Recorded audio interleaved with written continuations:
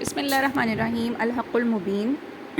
اگلا جو ہمارا عقیدہ ہے، جو دیوبندی اور اہل سنت کے نزدیک فرق بیان کیا گیا ہے، وہ یہ کہ دیوبندی حضرات جو ہیں وہ یہ کہتے ہیں کہ اللہ تعالیٰ کے علاوہ جتنی بھی مخلوق ہے، یعنی دنیا میں اللہ کے سوا، یعنی خالق کے علاوہ جو مخلوق ہے وہ کسی بھی قسم کا کوئی درجہ نہیں رکھتی، اور صرف اللہ ہی کو ماننا چاہیے۔ اللہ کے علاوہ دیگر کو پکارنا یا ان سے مدد مانگنا یا کسی بھی طریقے سے ان کو اپنا جو ہے وہ حاجت روا سمجھنا یا ان کا جو ہے وہ ان سے نسبت رکھنا، یہ غلط ہے۔ تو دیوبندیوں کا جو مذہب ہے اس کے بارے میں جو یہاں پر کچھ پوائنٹس بیان کیے گئے ہیں، اسی یعنی عقیدے کے حوالے سے جو کچھ یہاں پر ان کے اقتباسات لیے گئے ہیں۔ یہاں پر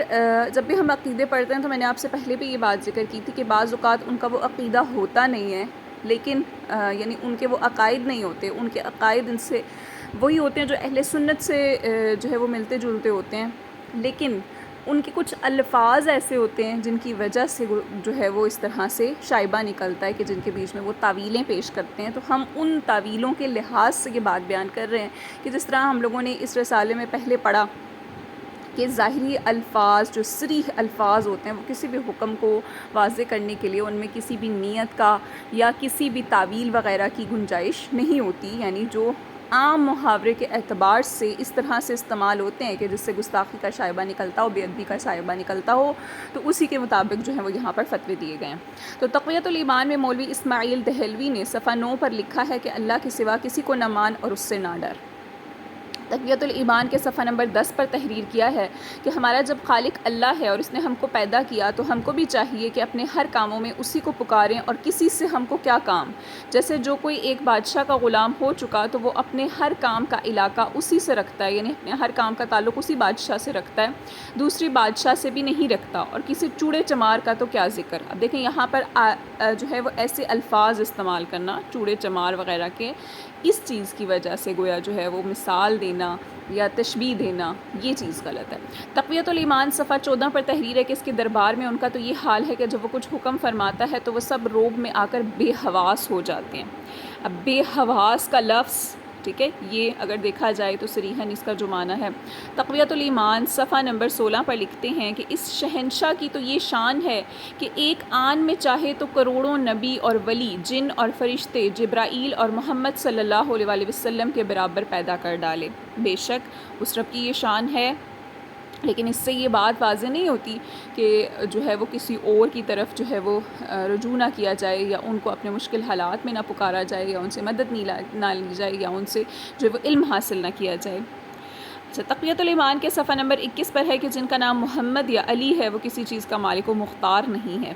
تقویۃ الایمان کے صفحہ نمبر 22 پر ہے کہ رسول کے چاہنے سے کچھ نہیں ہوتا، ٹھیک ہے۔ اب دیکھیں ان الفاظ کی وجہ سے جو ہے وہ بے ادبی، جو گستاخی کا شائبہ نکلتا ہے، اس وجہ سے گویا جو ہے وہ ان پر فتوے دیے جاتے ہیں۔ تو اہل سنت کا ان تمام جو ہے یہ عقائد ہیں، اس کے بارے میں جو جواب ہیں وہ بھی تفصیلاً دیے گئے ہیں، جن میں سے آج ہم کچھ پڑھتے ہیں اور کل انشاءاللہ باقی جو ہے وہ تفصیل سے پڑھیں گے۔ تو اہل سنت کا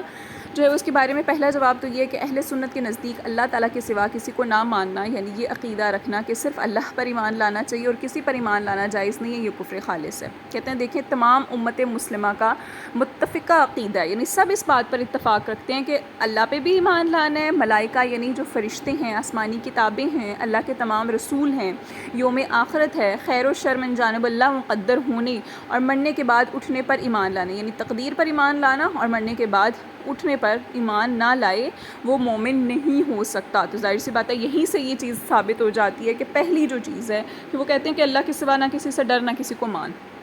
تو یہ تو گویا گستاخی کا شائبہ نکل سکتا ہے نا ان الفاظ میں، یا بظاہر جو ان کا معنی لیں اس کا تو مطلب یہ کہ اللہ کے سوا ہم کسی پر بھی ایمان نہ لے کے آئیں، حالانکہ اللہ کے علاوہ باقی تمام یہ جو چیزیں ہیں جو اس میں شامل ہیں، جو ہمارے عقیدے ہیں، یہ پختہ ہونے چاہیے۔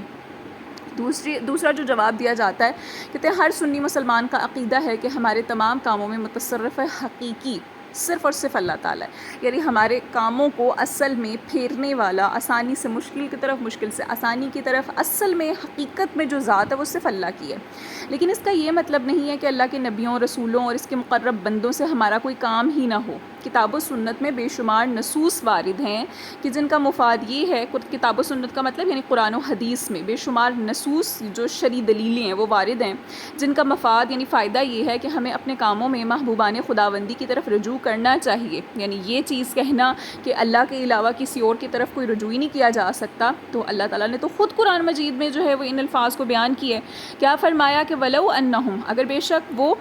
یا کاش اس ظلموں، جب انہوں نے ظلم کیا انفسہم اپنی جانوں پر، جاؤکا وہ آپ کے پاس آ جاتے۔ اب دیکھیں یہاں پر اللہ تعالیٰ اس بات کی گویا تلقین فرمائی جا رہی ہے ہمیشہ کہ اگر حضور کے پاس چلے جائیں گے اپنی جانوں پر ظلم کرنے کے بعد تو حضور دعائے مغفرت فرمائیں گے۔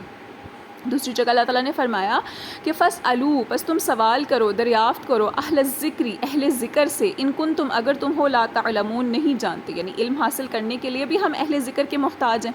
تو کہتے ہیں دیکھیے ان دونوں آیتوں میں اللہ تعالیٰ نے اپنے مقرب بندوں سے ہمارا کام وابستہ فرمایا ہے یا نہیں فرمایا، یعنی وہ جو کہتے ہیں نا کہ ہمیں کسی بندے سے کوئی ہمارا لینا دینا نہیں، کوئی کام نہیں، تو کام تو ہے کسی بھی قسم کا ہو، چاہے وہ علم کے حوالے سے ہو، چاہے وہ دعائے مغفرت کے حوالے سے ہو، دعائے رحمت کے حوالے سے ہو، تو یہ ضروری ہے۔ اس عبارت میں جو تمام ما سوا اللہ کو چھوڑ کر چوڑا چمار وغیرہ سے تعبیر کیا گیا ہے، یعنی اللہ کے علاوہ ہر چیز کو انہوں نے چوڑا چمار کہا ہے، تو یہ تو گویا بے ادبی ہے، گستاخی ہے۔ اہل سنت کے نزدیک کہتے ہیں یہ مقربین بارگاہ ایزدی کی شان میں بدترین گستاخی ہے، نعوذ باللہ من ذالک۔